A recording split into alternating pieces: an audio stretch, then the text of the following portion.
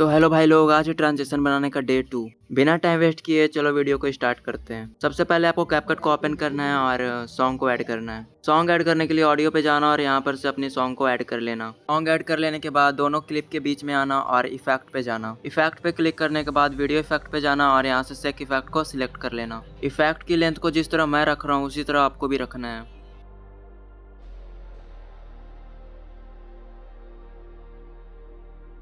Video effect की शुरुआत में एक की फ्रेम लगाना और लास्ट में एक की फ्रेम लगा लेना और स्पीड और इंटेंसिटी को 0 कर देना।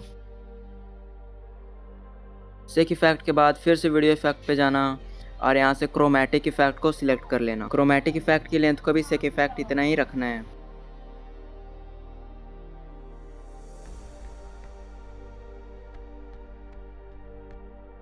दोनों इफेक्ट ऐड हो जाने के बाद फिर से वीडियो इफेक्ट पे जाना और यहाँ से एस्ट्रल को सिलेक्ट कर लेना। इफेक्ट ऐड हो जाने के बाद इसकी लेंथ को बिल्कुल मेरी तरह रखना है।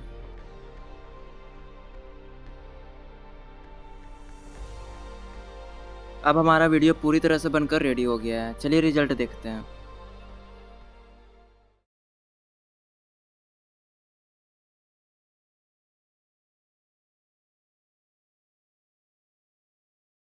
Me leva pra longe, longe sem pensar.